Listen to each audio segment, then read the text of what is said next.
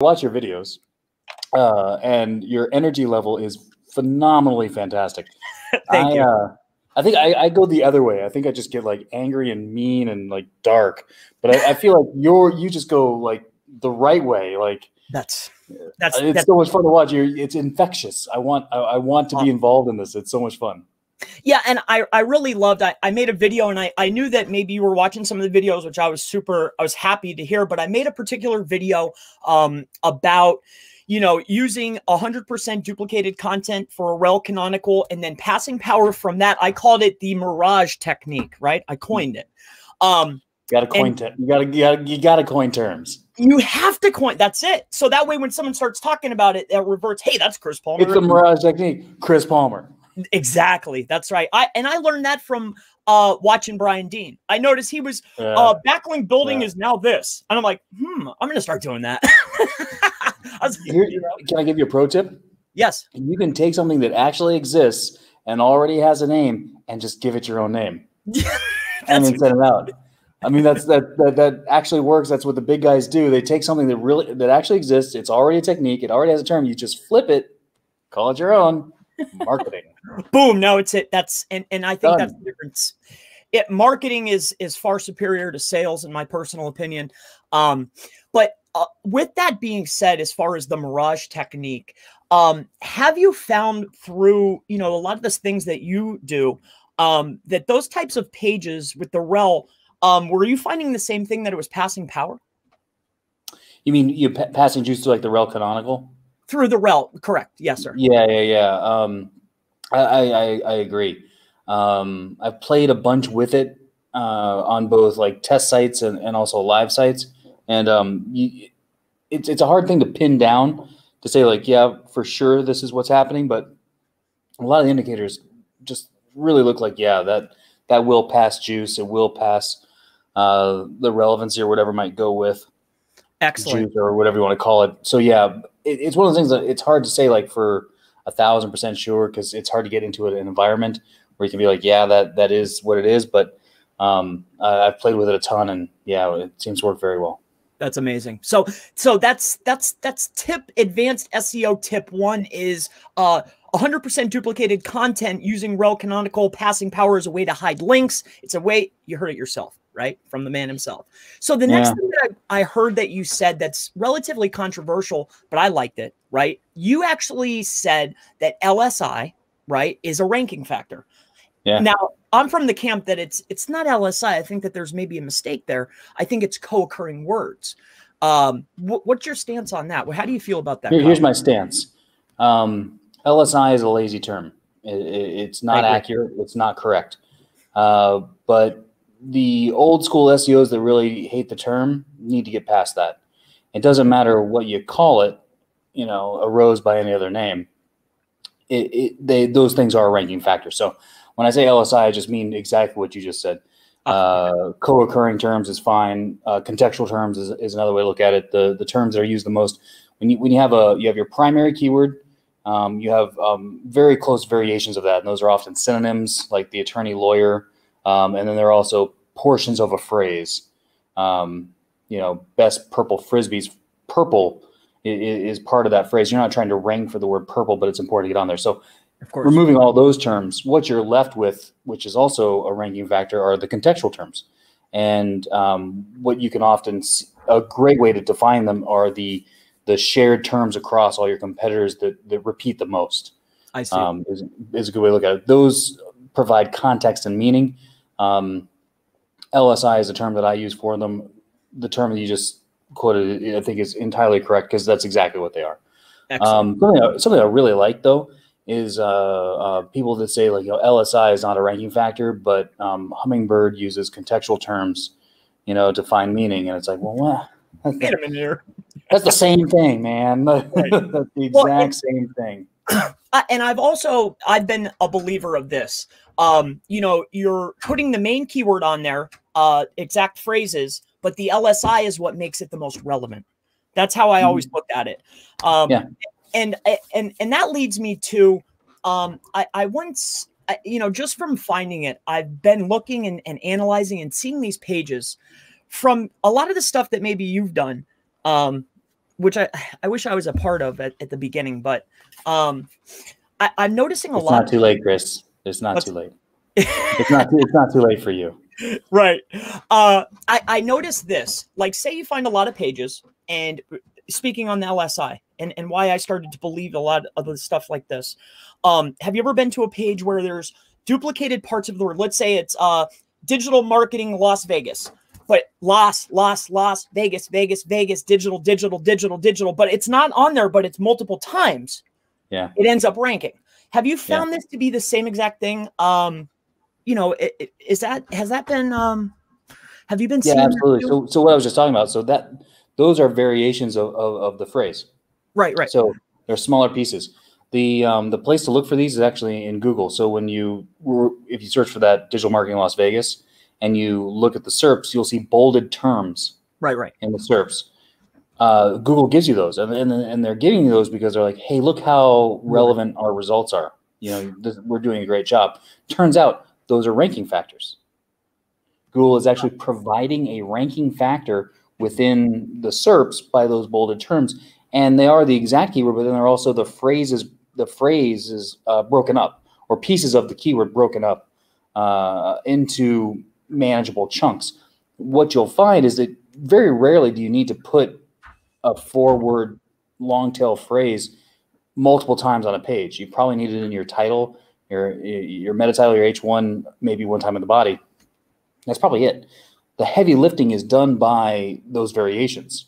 And so what you just articulated, doing Las Vegas, you know, digital, yeah, because good content does not repeat the phrase continually, but it talks about the phrase in a way that, you know, people think or write. And it'd be like, you know, you talk about digital marketing in Las Vegas, but you'd be like, you know, digital marketing, blah, blah, blah, blah. Las Vegas is a cool place because you can do blah, blah, blah, blah, blah.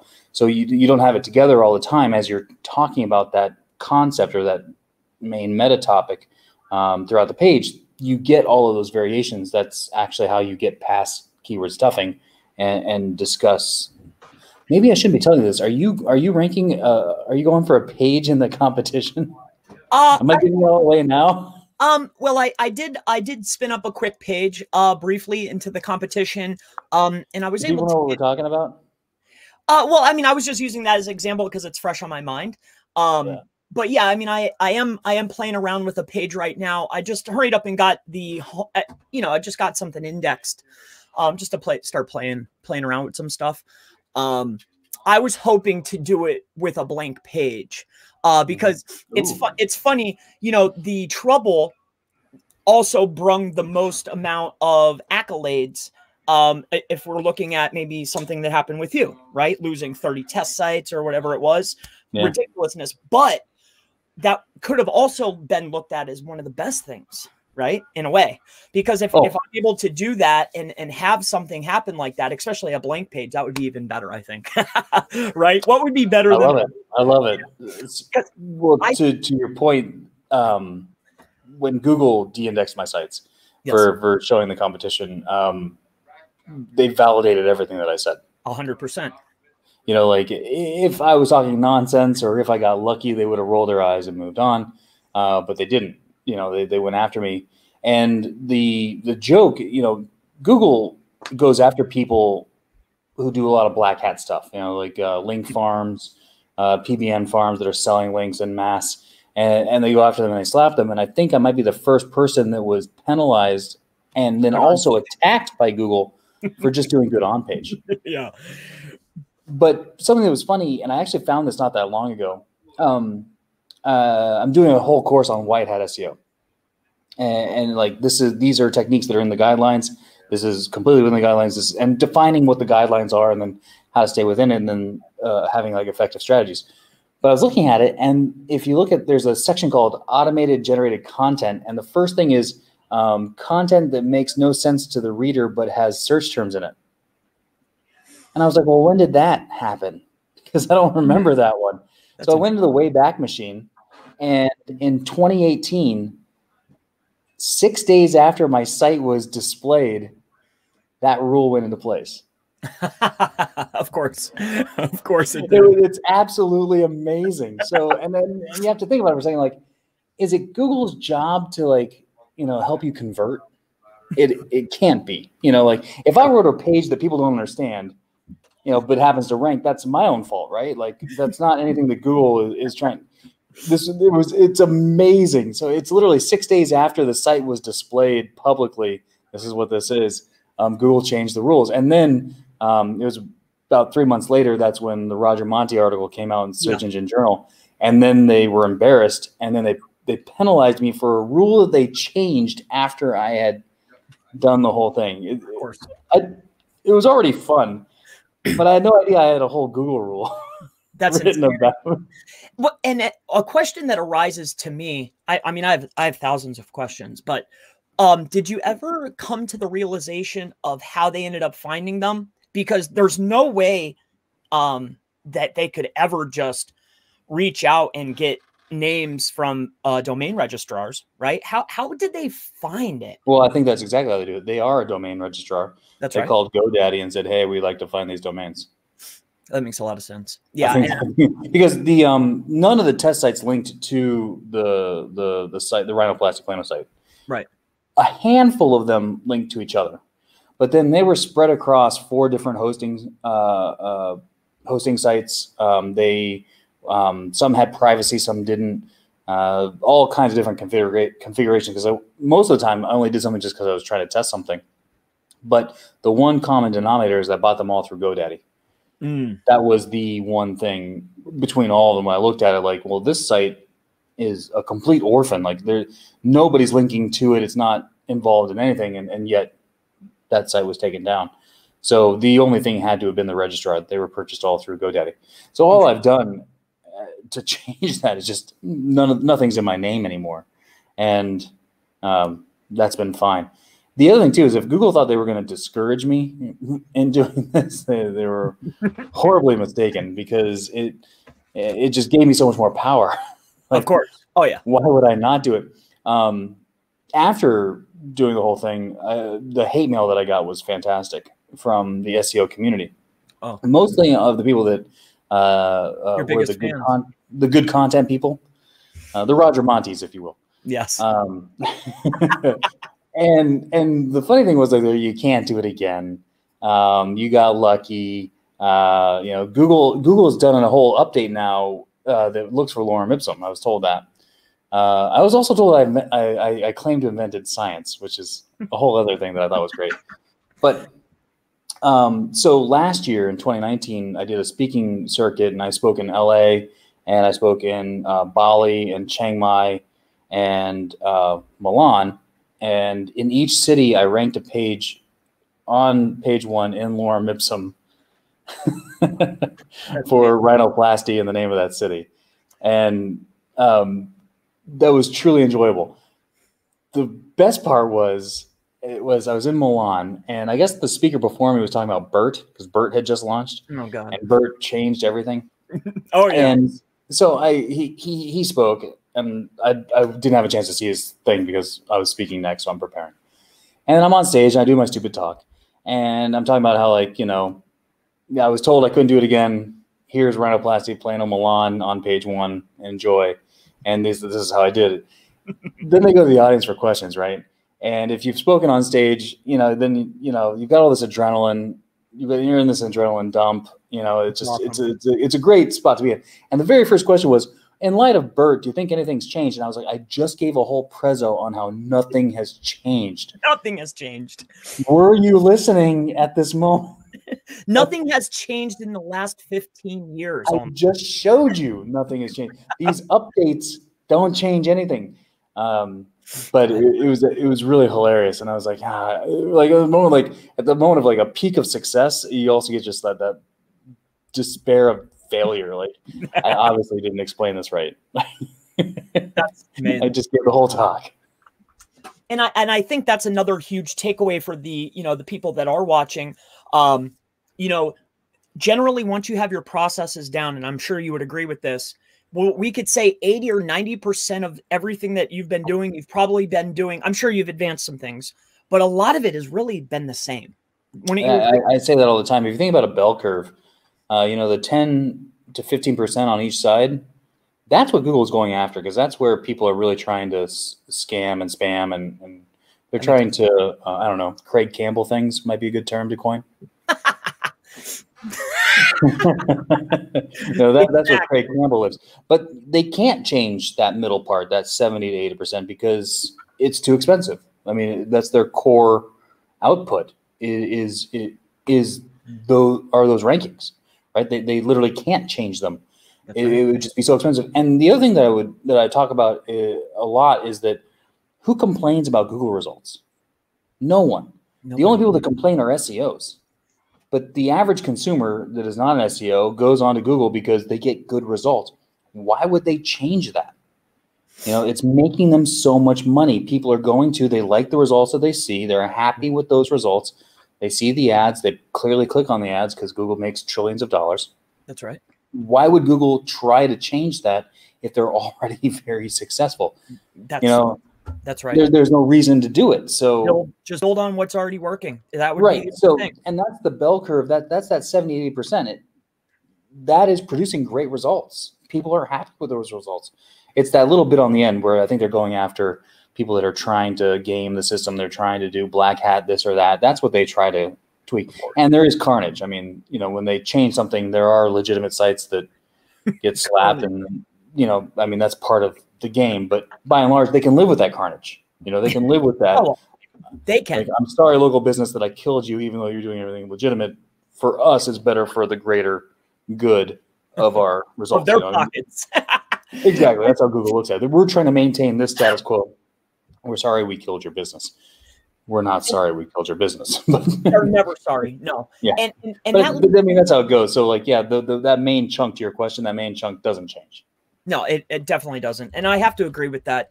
I lost my train of thought. I'm thinking about Google lining their pockets and thinking like, oh, we just destroyed these people. But what I want to do they moo ha ha ha? Or I would like to believe they actually feel sad, right? They have to be human beings. I'd be like, man, I'm really sorry that I killed that mom and pop, but overall the results got better. Yeah, that's so sickening if you think about it. That leads me to this. You know, when we're looking at the overall, things don't change. It's been the same. Maybe the little things on the outside are, you know, the Craig Campbells of the world, right? He's probably had more updates named after him than I have. Yeah. What I want to talk about is, and I heard you mention this on I think it was with Josh or whatnot, long time ago. And what you were doing is you were listing some of the things. Now, I know the top one when you listed it was, you know, the on-page factors. Okay, you know, title, URL, H1, you know, that. So aside from that, what other takeaways for myself and for the audience do you actually implement that you've learned? If you could give us 3 or 4, aside from those, you know, like, okay, the title tag, the H1, these are important. What other things do you actually implement that have made a drastic, you know, impression on your business or your client's business? What would you, if a top 4 or 5 or? Sure. One thing I want to preface this by is that I think it's important to do a mind shift in terms of worrying about ranking for a particular keyword to how a page is performing. Okay. You know, you SEO a page, right? And the idea is that it might be a page that exists. It might be a brand new page, but there's a benchmark. So this page, you know, let's say I do mostly client work. This page exists, and we're going to come in, and now we're going to SEO this page. So it has a certain amount of it has benchmarks, you know, where it's at with in terms of the impressions, its clicks, the amount of keywords it ranks for, and its conversions. Those are the 4 most important metrics. So we're going to come in and try to improve those metrics. Keep in mind, the individual keyword ranking had nothing to do with any of those metrics. You know, I mean, like, it has absolutely nothing to do with how that page is performing. You could rank number 1, 2, 5, 50. It doesn't matter for one particular term if you're getting clicks, impressions, conversions, etc. So with that mindset, something that I've worked on a lot is getting with my H2s and H3s, so my subheadings. I think you want to think of your page as a Roman numeral outline. Of course. Your title is your H1. Yeah, and that's your Roman numeral 1. You and you've got that. And then your A's, B's, C's, as you go through the Roman, those are your H2s. Those are your subheadings for the page. Okay. And those are critically important because they can create a page that is semantically related. And the advantage to creating a page that is semantically related is that you will rank for more keywords. And the more keywords you can rank for, the more impressions you can get, which makes you more eligible for more clicks. And if you've got it semantically related, then you don't have to worry that you're going off, into another field in terms of like, where are these clicks coming from? Oh, we don't want that click. If you have a semantically related click, then you know it's the right traffic, even if it's not the primary keyword or that main thing. You realize, if you're ranking for something that's semantically related, you're in the right ballpark. So all the clicks are good. So I've been playing a lot with that. And something that I've been doing is a concept of choosing a lead H2, a lead subheading. So you've got your primary keyword, your very first subheading, choosing a lead. How to do that, and how you can do that is you do your search for your primary term, scroll to the bottom, see the related searches. All right, look at those guys. Pick the one that's the lead. Pick the one that you like the most. And then here's what you do. You click on that one, do its search, and then you find the terms that match from the lead and then the primary. And those are your remaining H2s. Now you are going to create a page that is wildly semantically related. It's going to fit. It's going to work. And there's no wrong answer. You can't choose a wrong lead. That's not the point of this. It depends on what you're talking about, or what you're trying to drive at. But the idea is that from the lead, you match the related searches from the primary list, and you get those together. And now you've got a page that is so semantically related. You're going to rank for so many keywords. So even if that primary keyword doesn't perform as well as you want it to, it might be really tough. You might be on page 3 or page 4 and never rank well for the primary, but you've optimized for all these other keywords. It's going to cast such a wide net. That's amazing. But all those keywords are going to be it's going to be the traffic that you want. And so that's a lot that I've been working on right now. And what's great too about that is sometimes your primary keyword, you're going against people that have budgets that you'll never have. Right. I run into that all the time. Yeah, we all do. Like, and even in clients that I have that have crazy budgets, we still run into budget issues.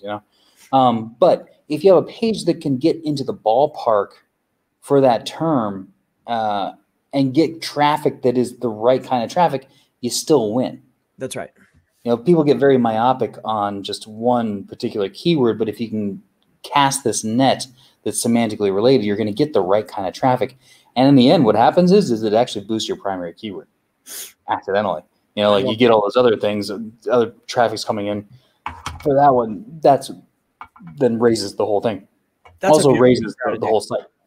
So I've been playing a lot with that kind of a concept recently.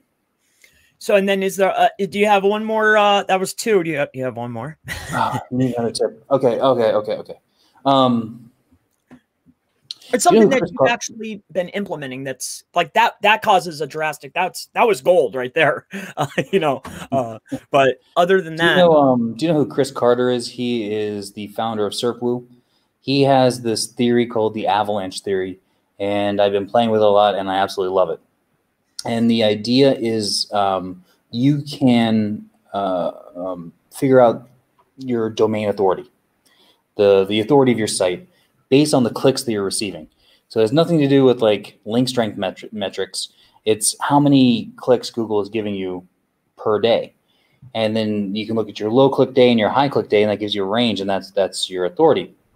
But what he talks about is that you can post content in that tier, or in what your natural tier is, without doing any SEO. You will rank page 1, page 2, page 3, probably within a few weeks, just by putting it up and letting it go. And you're going to get natural clicks. And then if you post enough of that content, you'll raise up a tier. But how this works, which is interesting, is that you can go outside your tier, but going outside your tier takes boosts. That takes on-page SEO, that takes off-page SEO. Let's say, and Google has given you that particular boost, Google can take that boost away. Of course. And what happens is you're not penalized. You just drop down to your natural tier. So the idea is that in terms of a strategy, you should be doing your boost. You should be doing your on page. You should be getting your links, for your target pages. But you should also be conscious of raising your natural tier, because then let's say you're raising up. Google's giving you a boost. You want to drop to here because that's where your natural tier is, not there. That's an interesting concept. Your tier is so low. So what I've been doing is I've been playing with that concept of first determining your tier. How do you determine your tier and implications there, and then posting content within the tier that ranks on its own without any SEO, so that you can get natural clicks in and you can raise up your natural level. So Chris Carter, this really changed a lot of my thinking when I read this. Do a search, Builder Society, and he calls it ranking SEO with no resources, and it's a great article. And then I've done a whole course on White Hat SEO that's going to launch next month, and this is the foundation of it, because I really like it. And then I put it into practice. So the course that I'm doing has these are white hat techniques. This is not even close to gray. This keeps you in there. The Avalanche Theory from Chris Carter is kind of central to it. And then I'm actually putting it into play so you can see how it goes from a brand new site in a very difficult niche. Can you do white hat SEO? Is that possible? What is it? Is it possible? You added that caveat. Is it possible? We don't know. Let's see. And then the highs and the lows, the implications of if I do this, what happens with that, and then my hope with it is that people can let me fast track your learning. Let me fast track. I'll make the mistakes. You don't have to, and then let's see how this goes. And so it's a very open and honest look at building a website and doing things up in a tricky niche. That's awesome. But doing things without violating Google's guidelines. That's an interesting concept in itself, really. And with touching on that with the traffic, and what I have found is, how you said, people generally want to target a primary term, right? Yeah. So when we're starting to talk about clicks and traffic, they automatically assume that they want to search for that keyword, find their site, click on it, go to inside, click on another page. But what I have found that works better, and I'm just looking to see if you've seen the same thing, is when you search for that main term, you go to the #1 ranker. The #1 ranker is ranking for more than one keyword for that page. So it's bringing in traffic for more than one keyword.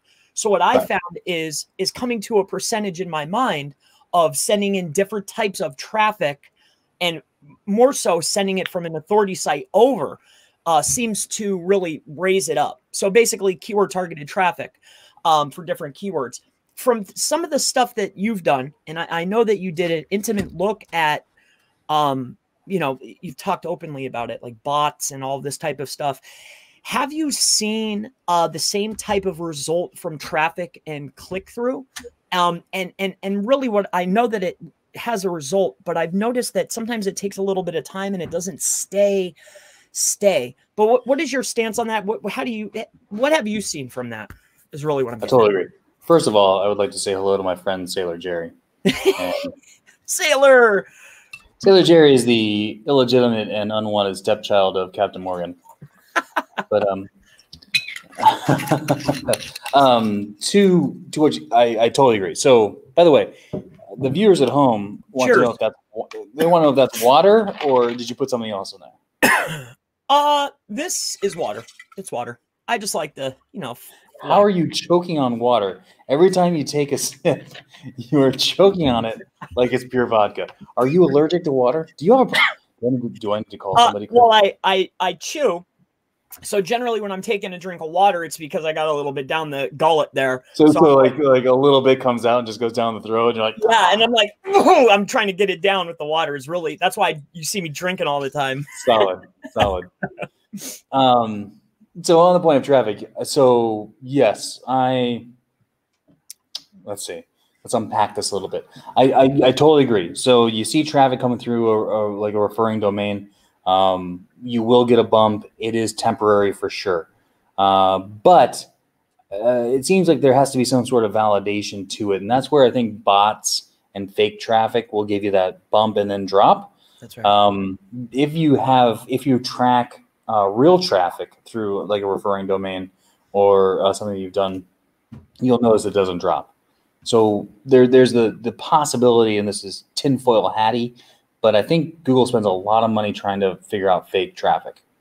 I think they spend a lot of money to filter that out. Well, they have a net. It's a Google net. They have it's almost like a barrier. They call it a net because you need to have particular. Yeah, they do. But in any case, I'm sorry to cut you off. No. Yeah, no, please. They really do. Because a lot of the custom ROMs that say, let's say we're utilizing a phone, a lot of the custom ROMs, let's say I'm using Exposed or I'm using Magic Disk. The reason why I like Magic Disk is because I'm not getting triggered for the Google net. It's something with the tokenization or something in the parameters. You'll see it. I mean, I'm not that techie. I know a little bit. But I noticed, like, say you go to Tinder, stuff like that for the ads, and it can track it. And that has to do with the Google net. But when you have, it's hard for me to explain, but they are definitely watching it without any shadow. But here's the thing, though. I think, what they probably see is that you go to Tinder, you go to your social media, you interact online. I hang out on Grindr more than anything, but that's just me. But they can see that you're a real person, right? Which a bot is not going to do. The bot is not going to continue sessions. It's going to do the thing that it's told to do because it's a bot. It's not going to hang out on Tinder. It's not going to hang out on Facebook. It's not going to go to ESPN.com and look at its favorite sports team, or what I mean? Like, so I think they spend money on that, and rightfully so, because I think they can get a lot of value out of actual users. They can give you better ads. Like at a very base level, they can give you better ads if they know that you're real, or they can identify real people and how real people behave. That said, I think you can apply that to links or anything else. If they can see real traffic out of a referral link, I think you're going to get more value out of it. And I think it's going to be better for your site. So that boost that you see has a better chance of staying if it's an actual boost, meaning it's actual traffic coming through, not just bot traffic. Right. Where I think people see the drop from bot traffic is it was bot traffic, and they identified it, or the traffic cut off because you only paid for 2 weeks, and well, I thought they were tracking mouse movement, but I've came to the realization that it's not necessarily mouse movement. It's that net. It's something to do with that. I can't. They have to have a real person score, So I'm currently logged into Google because I use Gmail, and I'm logged in. I can see my little letter in the right-hand corner. I guess that's supposed to be reassuring that they're not tracking me. I don't know what that's trying to do, but whatever it is, it's failing. But, so they know I'm pretty sure they know I'm a real person because I log into multiple websites. I log into banking, with that email address. I log into my email. I log into other secured things, multiple security. I log into my PayPal, Of course. That's got to be a good indicator that's a real person. So they're going to give me probably a higher real person score on that. And then my movement is probably more valuable than a Gmail that fired up yesterday that isn't doing those sorts of things. Exactly. So they might give you a little credit initially when they see all kinds of traffic coming in from all these things that they can't, but then they might just, all right, kind of lower it. And then they're going to there's got to be maybe some algorithmic score on how many real people went through or people that they feel better about being real than people that feel less real about. That's kind of like spam links, I think that's 100%. And touching on the links, and only because I saw it in the chat, and I want to talk about something else too. But as far as the frames, right? Only because I see it here. I've noticed, I feel that it almost seems as though that a frame is giving the other site a link. It feels like, right? You're talking about like an embedded iframe? Yes. Okay. Yep. Why? What were you doing something else? Maybe with JavaScript or? No. I just want to know what you're talking about.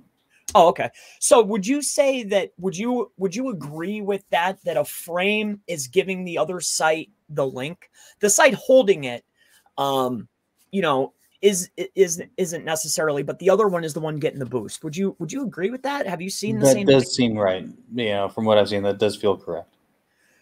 And I noticed this too. Like people say you, if you're hot linking and you're sending links to an image, I've also noticed a boost the same way if I send traffic through there. Have you seen the same thing? Yeah, for sure. For sure. Also too, I'm just curious for my own self. So is there two separate testing groups? What do Is you there mean? different testing groups now? Or is it still one conglomerate? Testing groups. Do you still test? Is what I'm asking, really. Do you still test? I test all the time. Oh, okay, okay. Yeah. So I'm an IMG, Internet Marketing Gold. That's where myself and Ted Kubitis are of Cora. Right. And he and I run that testing group, and each month we produce about 10 tests from ourselves and people in the community, and we peer review them. I think that's I think that's a massive difference, is that the tests are peer reviewed, and I don't think there's any other group that's doing that. Yeah. You know, and so there's an important idea of like, this is an interesting test, but does it actually do anything? You know, does it advance any knowledge? Are there problems with it? What are those problems? You know, and then there's nothing wrong with a test that's bad. You know, it's not a value judgment. It's just more of can we actually apply any of this information? So that's what we do within IMG, is that we actually peer review through people that are significantly more technical than I am when it comes to Google's algorithm. But yeah, so we have that going on. But when it comes to other people's tests, I'm the only thing that's good is more testing of the algorithm. As long as things have some sort of standards or they've got some sort of review, then they're very valuable. That's awesome. Otherwise, you know, you look at a test and it's like, well, let's figure out let's see what it is for what it is. But by and large, you can only learn from testing, and the community only gets better from testing. So I don't know if that exactly answered your question, but yeah, I was just curious if you were still actively, because I know that I see the group and I can see it. I was just curious if you were still taking the time to implement tests yourself, or were you just really overseeing? I was just curious. It was really a selfish question. I can share my last test. Will Google rank, or will Google index a page from content that only exists in comments? Yes, they will. They will. Absolutely. But here's the fun thing. They won't do it if you're using Discus. Oh, well, I agree with that. You're telling. You're not asking. Yeah. You're telling. Oh. Yeah, it's not agree or disagree. It's a fact. Oh, I was agreeing with you the whole way. Yeah, I agree with that. So there's a problem with Discus with how they do their scripts. Google can't read it, and it's been a known problem for a long time. But what's interesting is that if you use like the default WordPress, Google will crawl and consider it, and will rank a page for content that only exists within the comment area. If you're looking to cheat in SEO, the best way to cheat is in comments. You've got your page, you've got comments, put a little content in there regularly, kind of just roll it in, especially after you hit page one. If you hit page one and then you do a lot of content slowly through comments, it's keyword rich, it's variations rich, it's LSI, contextual term rich. You probably can lock your page into page one with the comment area, but you need to make sure that Google is actually crawling it. So if you're using something like Discus, you might actually be harming yourself rather than helping. No dice. It's so interesting that you said that was your last test. I mean, probably, 30 days ago or 40 days ago, I released a video, like sharing that, because I run little tests myself, not at the scale that you do. But we run them, my partner and I, Eric, we run them all the time. And that we came to that conclusion, like, I'm like, look at this. It's here you go. This works. Another thing was, those little like drop downs. I've noticed they see that. I'm able to put content inside there. An accordion, I think it's called, I've seen content in those work. Well, I know you guys dabble into black. Did you know that you can have an accordion that doesn't open? I never implemented that. No, but that's an interesting concept. Really? You can put anything you want to put in there. Oh, I didn't even think about that. That's interesting. It's like, oh, I'm so sorry, Google. I thought it was supposed to open and it didn't open. 10,000 keywords. And something we've been playing with too is the content within the frames. Yeah. Do you ever dabble with that? Do you like that and putting schema inside the frame? Have you played around with that? I played just a little with it just to see if it would work, and I've seen it work, but I haven't gotten too crazy. And really, for two reasons. One, I don't care. Like, well, yeah. it doesn't interest me at all. Like, I have no interest in iframes. But the thing about the IMG, which is a lot of fun, is that there are people that do care about that. Yeah. So when we run, and we do like bi-weekly kind of test reviews, it's fun to watch the test because people actually test what they're interested in. Right. And so you get varied things, and it turns into a fun scenario. I personally couldn't care less about iframes, but people do. But one of the reasons I don't care about them is because I do mostly client-side SEO. And I can't tell a $14 billion company, here's what we're going to do, guys. Right. That makes Follow me real quick. Right. We're going to embed iframes. I mean, I don't even know how to start that conversation. and that leads me to this, especially and I wanted to talk about some of the fun stuff just because I see the comments. Yeah. And it's crazy fun, and I absolutely love it, and it's effective too. It's that stuff can work, but it doesn't interest me just because I can't apply it. Probably is the better way to say it. Something that you said many years back publicly. I disavow it. Yeah. Do you you don't disavow links ever? I don't take any credit for it. So that's an interesting problem, right? It is.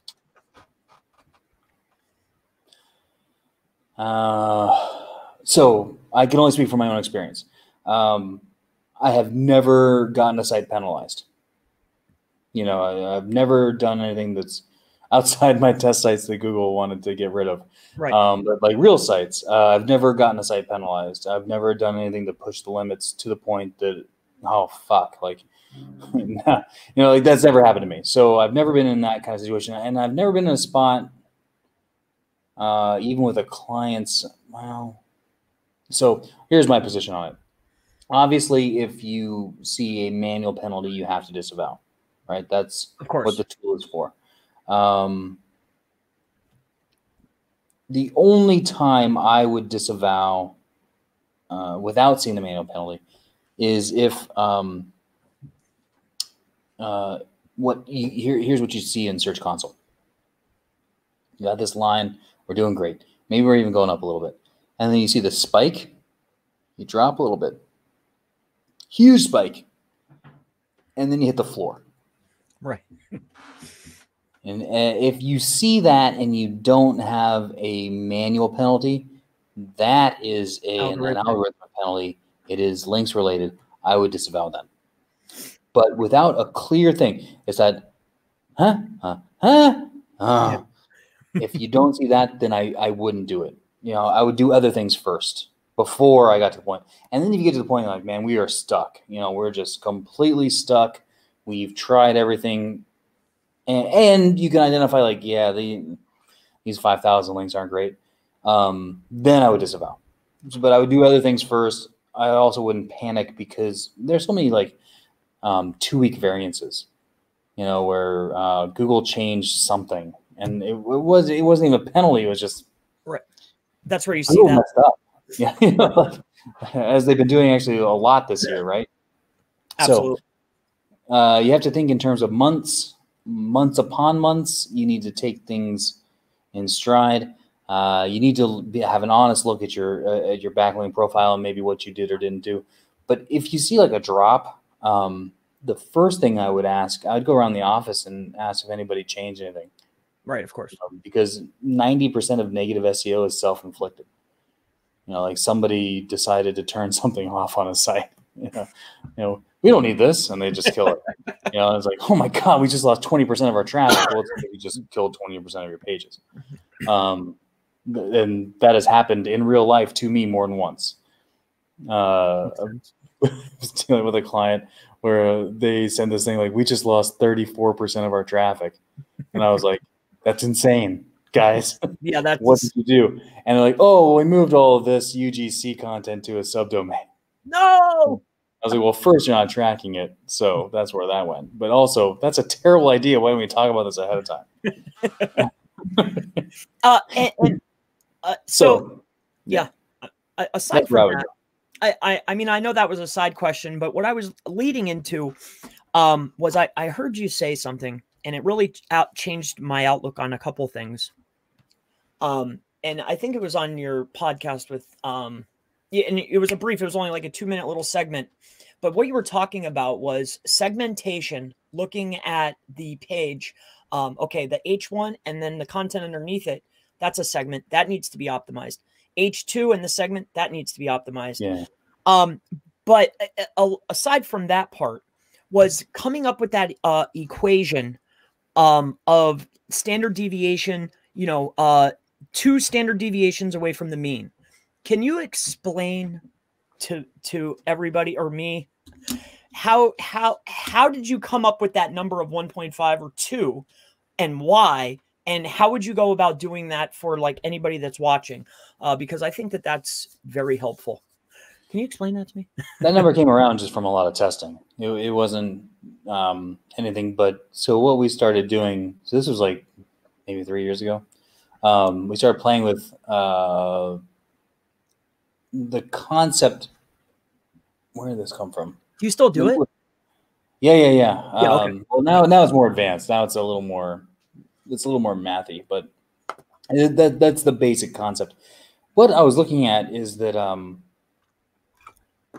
there are different places on a page that Google looks at. Right. And Google doesn't look at a page, I think, as a whole. I agree. Google looks at individual sections. And what occurred to me is that you could be under-optimized in this section and over-optimized in that section. And that was a idea that really advanced my SEO.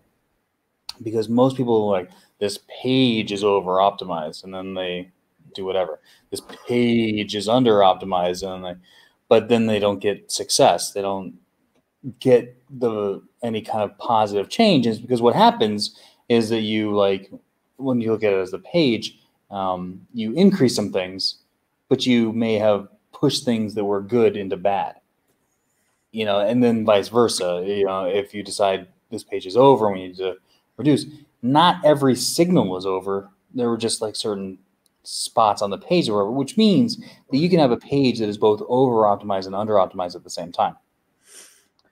Now, we know that being over-optimized is not as big a problem as under-optimized. And for people watching, I can tell you with certainty, do not reduce anything on your page, even if you think you're over-optimized, until you are stuck, meaning that your ranking has not changed and your page is probably a year old. That's when you want to reduce. So I just want to give a caveat real quick where people are like, I need to start reducing. Like, no, you don't. Leave that. Work on other things. But the concept of the over-under on a page was a big moving forward point in my own SEO. Realizing that a page itself wasn't over or under, that each individual element needs to be analyzed. So that moved things forward for me. And where I started then is looking at term frequency within signal areas. So you look at term frequency within the H1, within your H2s, within right. Paragraph text, within P tags. And that turns into an interesting look as well when you start to evaluate pages that way, because again, you've stuffed. Well, what does that even mean? What do you even mean by stuffed? What could that mean? And what most people think is they read it and they're like, oh, that seems like a lot, feels like a lot. Feelings and an algorithm are two very different things. The algorithm has no feelings. Right. It's looking for an is or an isn't. So then, kind of progressing as I was thinking about it, like, well, where could the benchmark come from? And what I realized is that the results can benchmark themselves, for better or for worse. But the idea is that you can create a benchmark off of the results that exist. Keep in mind how this all started. Google started with seed pages. They said these are the most authoritative pages in these particular niches for these particular keywords. Okay.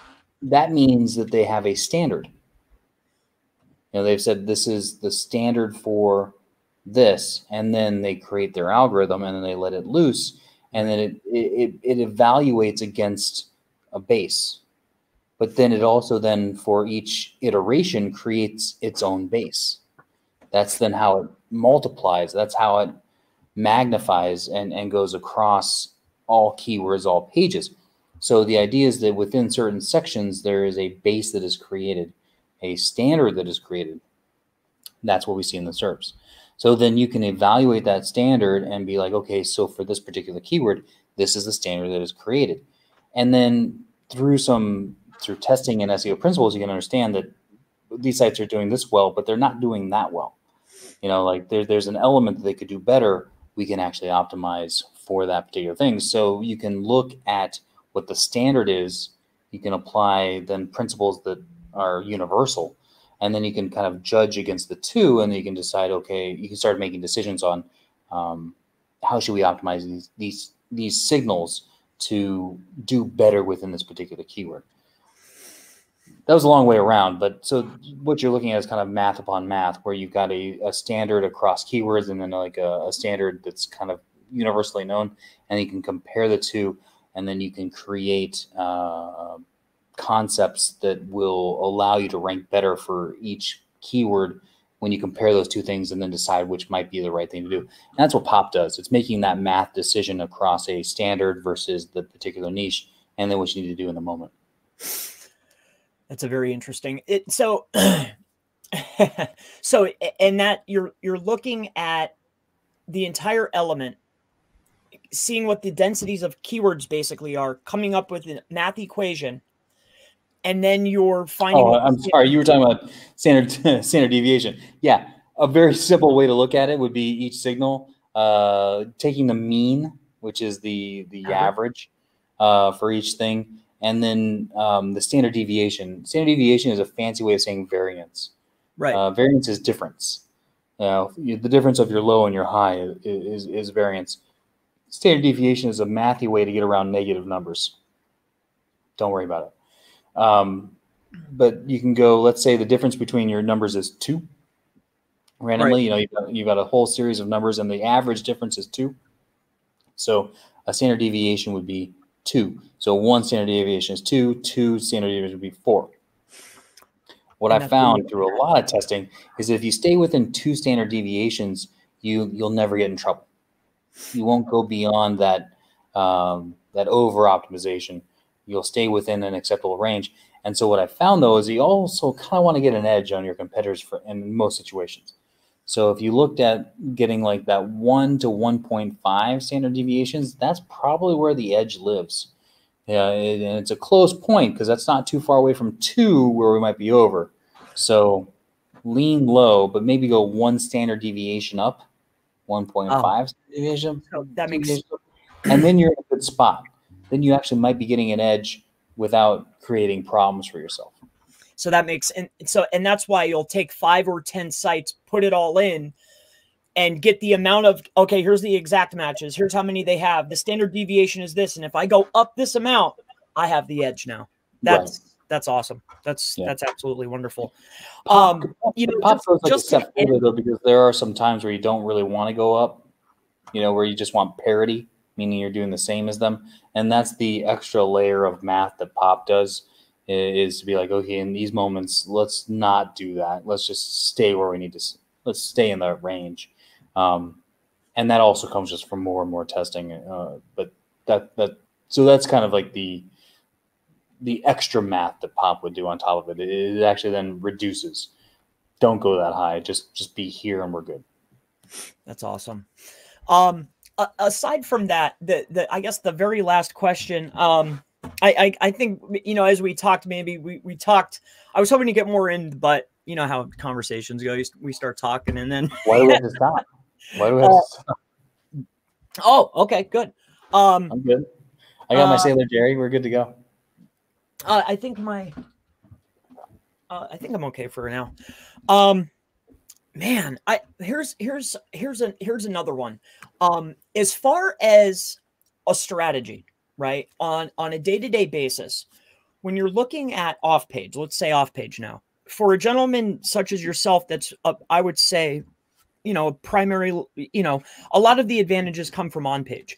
But when you're looking to do off page, how do you come to the determination yourself? I mean, I know how I do, but how do you come to the determination of what to build, how many to build, where to build? I guess we can throw that in there too. How do you decide that?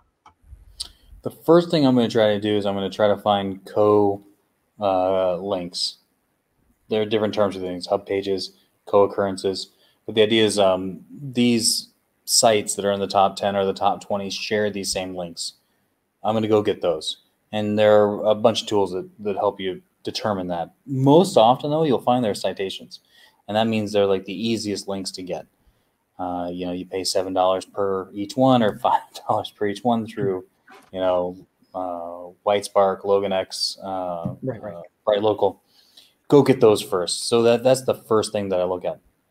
After that, I look at referring domains. I'm not overly concerned about number of backlinks because that's extremely easy to manipulate. But the number of domains is a whole other thing. And also you have to figure there has to be diminishing returns on getting 1,000 backlinks from one domain. Right. Can't be worth 1,000 backlinks, right? Right. So there's some level of diminishing returns. So I'm more concerned about the domains that I need to get, and whatever tool you like. And I think the most important thing is to get comfortable with numbers from one, maybe two tools. I like to bounce off of two tools because they all have different data. By the way, these tools are amazing. Like Moz, Ahrefs, SEMrush, Majestic. The work that they do is unreal. And people want to shit on them, and it's worthy from time to time. But wow, like they are powerful tools. Anyway, absolutely. Get two that you like. It would be my recommendation, and get comfortable with their numbers, and then bounce off those numbers of what you're looking at. But then look at the number of domains, and kind of how strong those domains are, and then that's where I would then push to get the work done. That being said, you mentioned earlier that on-page does a lot of the heavy lifting, and that it is. Absolutely. You can even go a step farther with properly siloing your site with supporting pages. Absolutely. And what I say by that is, you know, you've got your target page. People also ask is a great resource for what you should get on your website. Often those things don't quite fit putting them on the target page. Sometimes they do. Like you should actually probably answer that on the target page, but it's often that they don't. You know, my favorite example right now is ski resorts New Zealand. What's New Zealand like in August? No, I don't know, but that's a great question, right? Yeah. You know, that's not anything you'd want to put on that page that you're trying to rank for ski resorts New Zealand, you know, or like trying to sell lift tickets or whatever. But that's a fantastic question. Absolutely. I don't know what New Zealand's like in August, but that's great. So you can write about that. That's a great supporting page, right? That can get traffic on its own. It can link up and go. So in addition to your on page, you can do all these supporting pages that are going to do even more heavy lifting than I think any backlink you could get. Because what's New Zealand like in August is such a long tail phrase. You know, it's not hard to win, but you can start getting traffic into your site. Yes. If you build a backlink, you know, if you buy a backlink, you build it, whatever, you're getting no traffic. You know, you got a link, which could be very valuable. But if you spent $20 to write a nice piece of content for that particular subject, and now you get 50 people in, let's say you sold 4 lift tickets, like all of a sudden, like that's so much better. So I think time can be better and resources can be better spent on researching long tail phrases to create content that supports your target phrase. You interlink those things, you link up to your target page, you're passing this juice, you create a cycle of good that's better than any off page that you could possibly do, in my opinion. I 100% agree. And two, aside from that, a lot of times what I like to do is still following the same step. You know, see what the main ranking page is ranking for, pull it in. What other keywords is bringing traffic to this page? Now, those are my supporting articles. Yeah, I'm going to make dedicated pages to those because you can steal their traffic. 1,000%. Like, absolutely. When a Google update happens, something that people don't realize is that often what happens is that supporting keywords. So, you look at Search Console and your page is ranking for 1,000 keywords. Yep. Most don't exist on the page. That's right. Usually what happens in an update is that Google takes those terms that you're ranking for and they become their own primary terms. Yep. And that just means you need to create your own. They need their own pages. 1,000% is what that means.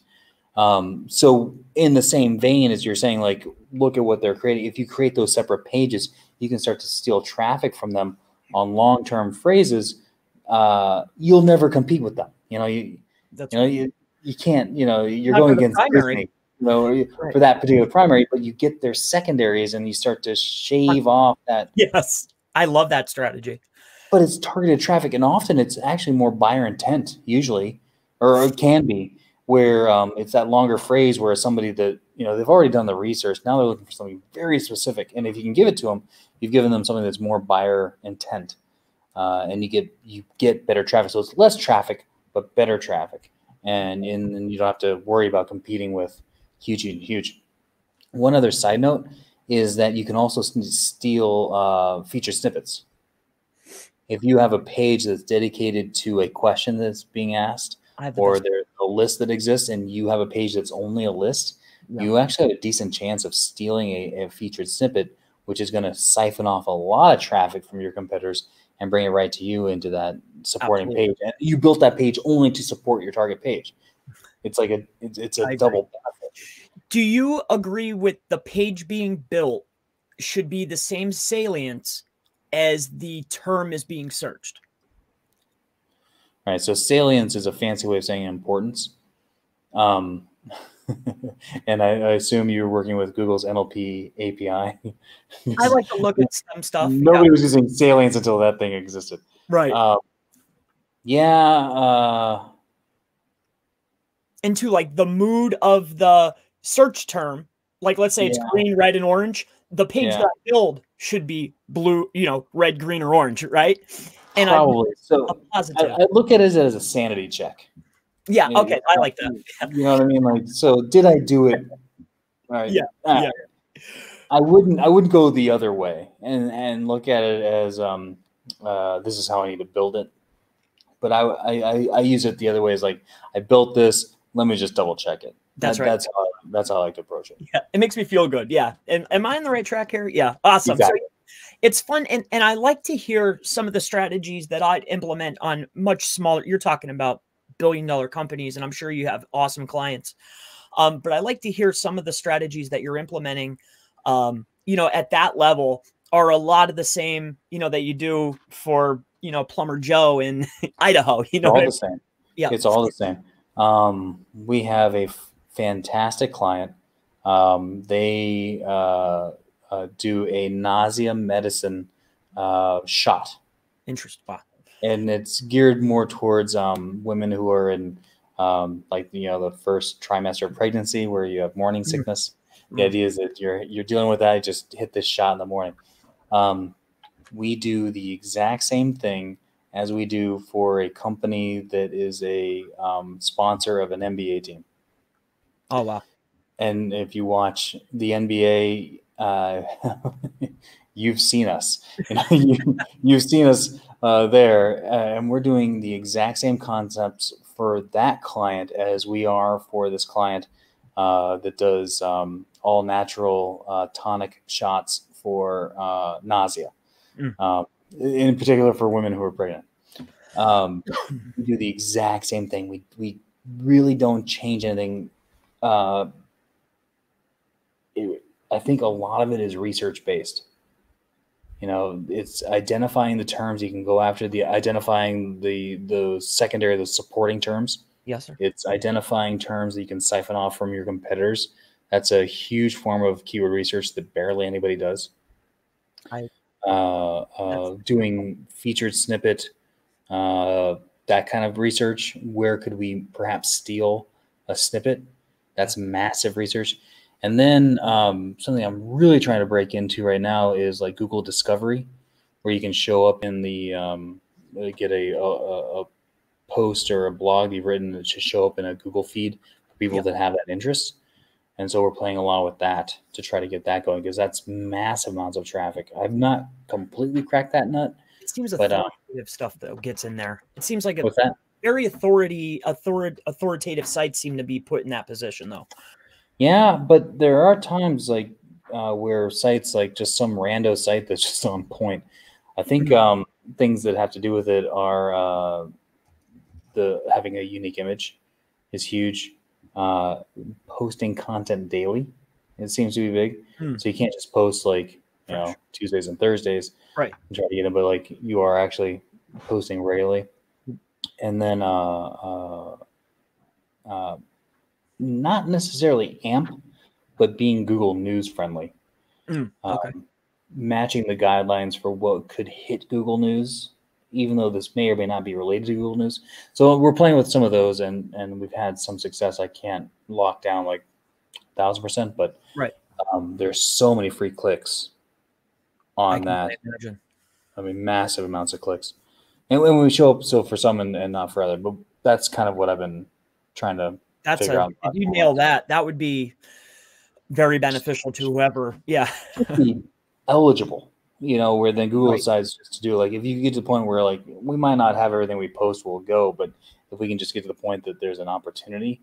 It's the first thing you see on your phone. And I turn on my phone, there they are. I mean, I mean, what else could you ask for? I mean, that's, no, I mean, I like solar energy a lot. It's a side passion project of mine. And so like within my Google feed, I have like 4 or 5, like what's new in solar. And some of them are massively large sites, but every once in a while an oddball comes in, you know, just some rando site, but I'm confident that gives you hope. Yeah, we can do it. You know, we just need to. And with that being said, with the staying consistent, and I know you're more of an on page guy, but it seems to me, and I'm just curious to get the confirmation from you, a link without traffic, because you touched on this before, it seems as though, like, okay, let's say this. I go out and I buy a link that's a DA or a TF40, right? Or whatever.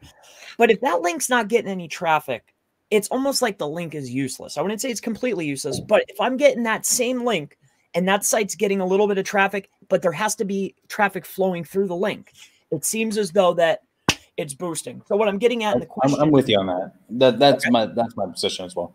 I can't prove that right now. I can't tell you that that's exactly how it works. But what I would do, I mean, so links cost money, right? You know, like to get a link, you know, how much money do you have? You know, how much budget do you have?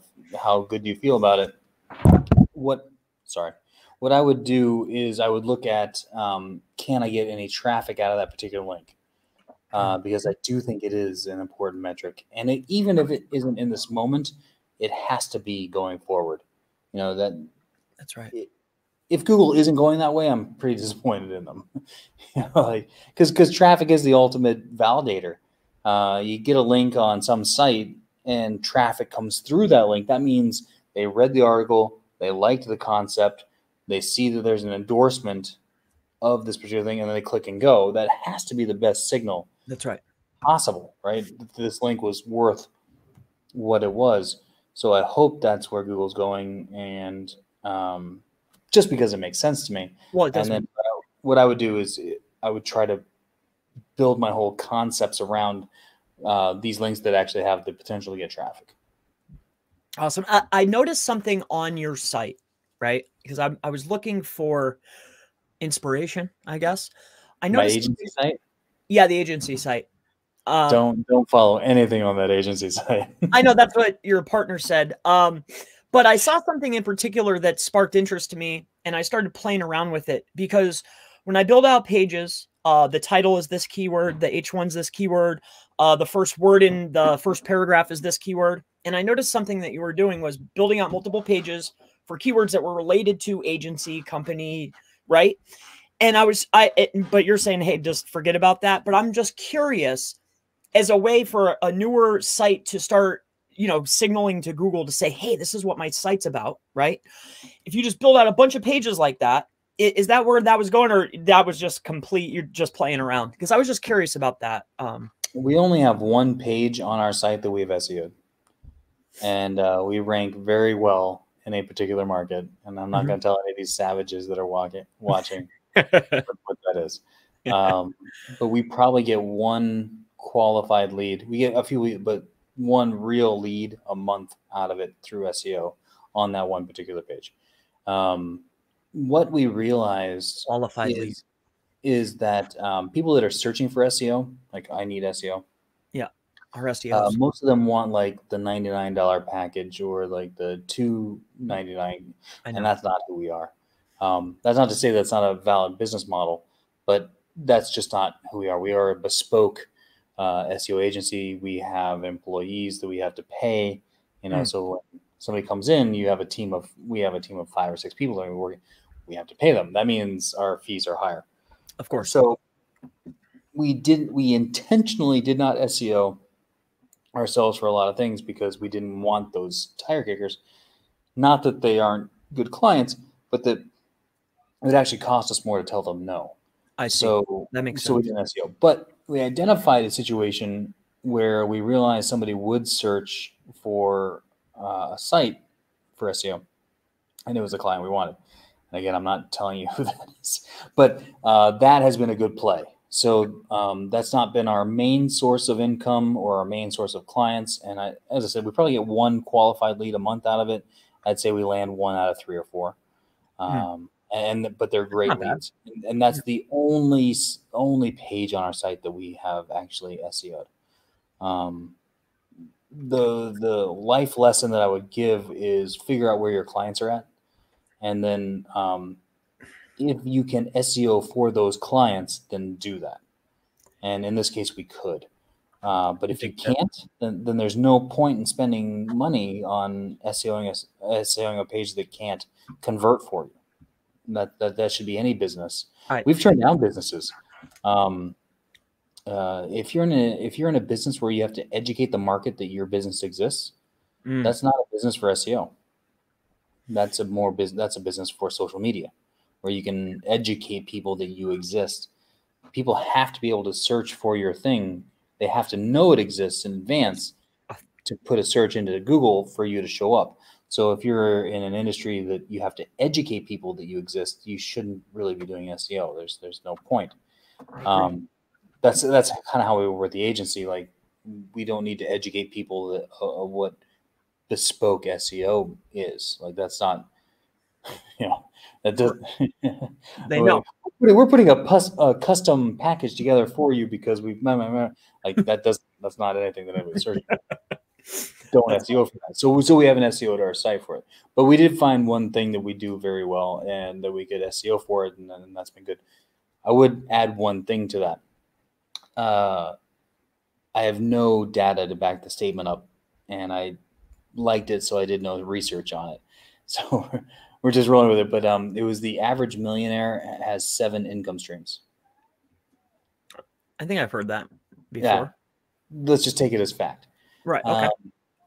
But if you think about it for your agency or for how you are doing SEO, do you have 7 different ways to get a client? Wow, that's interesting. No, I don't. So when you think about how can you create a system where you can consistently get clients through any market, through any ups and downs, through just regular life as life goes, it's a good number to think about. 7 different concepts to get that client. And you can apply this to anything. 7 different ways to sell your stupid widget that you're trying to sell on Amazon. You know, 7 different ways to get this, that, or the other, to the service that you're doing. 7 different ways to sell your plumbing service. It's a great number to think about, and then it's a great number to apply. And it's something that we've been doing a lot in our agency in the last 2 years, and we've had steady growth through Corona and all the economic downturn. We lost some clients, obviously. Businesses failed. We lost some people just naturally because contracts ended, but we have so many streams for clients at this point. And me talking to you right now, this is one stream. This is an identified stream. If people like what they're talking about, well, I'm talking about, some people like it resonates and they want to work with us. They want to learn. This is just one stream, though. That's right. We have 6 other streams to get that. So when anything that you're doing that you want to be successful at, I like that number.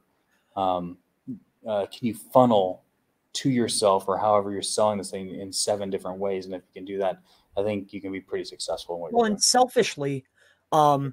selfishly, aside from being public, what would be the second best? Because I've sold services on Black Hat World. I've sold services on Fiverr and Upwork, and I've sold everywhere. We still have active accounts. We consider that top of the funnel to get them in to see, hey, do you have a business? That's what we do. What's another effective, if you were, say me, what has been effective for you for getting, and I'm not talking about the $200 guys, $300 guys, but how do you get to because I've only got like 2 solid travel club owners where it's good, like good money. Yeah. I could just live off of that, really. But what's another stream for an SEO guy or a consultant or whatnot, like me, that you found that's really powerful, more than like YouTube has been excellent, but aside from that, what do you think? Well, the thing is, though, is that one source doesn't do it. Because what you'll find is that 1 month, so this past month, for some reason, we can't get people from Australia to stop calling us. I felt like the entire country has called us all month. It's been really bizarre. Where is this coming from? Right. You don't know. Well, we do know because we do track. But I mean, it's like all of a sudden, for some reason, that stream hit. We had a stream last month where we got 4 fantastic leads out of it. And this month, 0 out of it. So you really can't think about it as one thing. So, but we're talking about Facebook ads. Yeah. Facebook ads. But you do need to be a little more catchy than just this is our Facebook ad. Providing some sort of value where you tell people how to do it. Telling people how to do it, and then they realize how hard it is, and that you could identify what it is and how hard it is, they're more likely to contact you. That's a stream. Having a complimentary service. So you have a group, right? Yes. Getting people into your group can actually get people to your services. So you advertise the group, they come into the group, but then they can also get the services. Because I was always so weird. I just felt, I was more, I always felt bad. I was thinking about offering inside, say the group, but I always I don't know. I was always turned off. Let them come to you. That's what I like. I like when they just I never pitch in a group, but the idea is that if you want me to do it, you know where I'm at. Exactly. But that's only one stream. So sometimes you'll get, in a month, you'll get 2 clients out of it. That's great. But then you have 3 months where you get 0 clients out of it. I know, all the time. Yeah. Right? But that's only one stream. Because you have 6 others to fall back on for the steady stream of clients.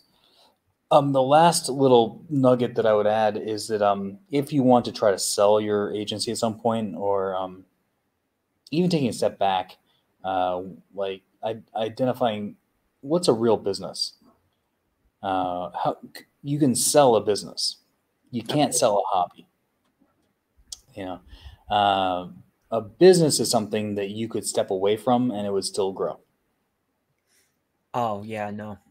So most people have a hobby, a well-paying hobby, but they don't actually have a business because they can't step away from it and it could still run itself and continue to grow. Well, I could for maybe a small period of time because I have Eric, but without him, I mean, he would only do the, Let's say you and Eric are both gone. It's over. Yeah, it's over. Yeah. So that's an interesting thing to think about in terms of what you have. And then I don't mean to disvalue what you have because you know what I mean. But the idea of could I sell this? Is it an asset? Right. Is it a tangible asset? There are some steps you have to go through, but one of the biggest ones is that you could step away and it continues to grow, but you could step away and you could still get clients. Most of the time that agencies can't be sold because they're just buying a book. Right. If you don't exist in the agency, people aren't coming because they like your show. They like, Chris Palmer SEO and what he's doing, and that resonates with them. Right. But they wouldn't come to the agency otherwise. That's right. So you have to be able to set yourself up that you can get clients without your involvement, which is a massive step. But that goes back to the different streams. There should be some of those streams as you build them out, and you don't need to build out 7 in a day. But when you think about streams 4, 5, and 6, maybe they have nothing to do with you. So that you can then start to trickle in clients that have no idea about Chris Palmer SEO. They were able to come in through these streams without that, and you could land them, and somebody else could land them. Bill, your marketing dude, or Janice, your head of whatever, like she closed them and they came through that stream, and then you actually have a business. Yeah. I've never I've seen you guys have like a real team. Like we're, 2 guys in a basement, not a real basement, but 2 guys in a basement. Exactly. That's what I mean. Everyone knows. I own this building, but we work out of here. It's not like a squad. We used to do the virtual, like I had virtual employees and stuff, and I'd teach them, but then I was getting complaints. Like we literally have to do some of this, you know how it goes. Yeah. No. I know exactly how it goes. It's maddening. Now I want to get back to the SEO. I'm sorry. I'm a selfish guy at times. Cause I have you, and the last thing is this. I guess the last thing, at 1:30, I definitely have to, it's 1:30 now, but in a few minutes here. Oh boy, the tobacco. I've been trying to quit for a long time. Yeah. And I don't think I mentioned it to you, but I don't think anybody, knew that I was following you close, like watching your videos and watching your stuff, anything that you released publicly that I didn't have to pay for, I was on it. You know what I mean? Thank you for not paying, Chris. Huh? What's that? Thank you for not paying. Well, yeah. Well, I mean, but I mean, you sold courses and stuff like that, but I don't. No. All good. Yeah, I just wanted to hear some of the stuff, but I was following you for a while. I like that stuff. How do you? I know that I feel that the schema is very, very important, but have you noticed it to have particular boosts for ranking? And aside from the OG, aside from, the typical stuff that's injected into the page when you sign up for a plugin, what other schemas should myself and other users be utilizing that you found to be, aside from all the ones everybody knows, article schema, like OG and breadcrumbs and all that kind of stuff. Have you found any that, maybe, because there's a lot, you know what I mean? Yeah. There's a lot going on there. What should I be looking at? What shouldn't I be looking at? What are you looking at? What are you implementing on every page? Like let's talk about schema. Sure. I'm focusing on creating a business page. So it's usually the home page, and that's for a corporation or a local business. So we have identified this is that page. On that page, I will identify the founders. I will identify people. Mm-hmm. Okay, and then depending on the size of the business or what's going on, there's usually like an About Us page or like a team page. I'm going to identify that page. And in that page, I'm going to identify people. And the reason I'm going to do that is that then some of those people are going to write content for me. So once they write content on a blog, if you will, I'm going to identify them as an author. And I've already identified them as a person, and I've already identified a corporation or a business. You can see how the cascade. Yes, yes. We are a thing. These are our people. This is our author. And so each of my authors, I want to have a individual bio page, because you can reference that within the authorship schema. So I think that's a tight way to do it, and it helps. And here's what I want to say. I don't think it helps with ranking. Right. But it helps you maintain your ranking when Google does a medic polar bear paw slap. You will stay put because you identify that you're a real company and you have founders. You identify that you have a team with people. You identify that you have authors and you cited them. And all that then cascades in this thing of real, because real companies can do that. And real companies are happy to do that. You know who hates to do that? Affiliate marketers who are hiding in, a closet somewhere, furiously hacking their pages. Yeah. They don't want to do that. They don't want to give that information. So be real, and be real with people, and you can do that within your own schema. And truthfully, you can fake it. I mean, it's not that hard. But that's the schema that I like a lot right now, is to go through those steps to identify corporation, team, author, and then the content that I put out has that tag that identifies those people. Okay. And then as far as the other little micro formats that are within it, do you implement any of those? Would you, mark up like, I forget exactly what it's called off the top of my head for some reason, but do you mark up each little segment too? Do you do that as well? Or do you think that that's unnecessary? Because I each little segment, but I would,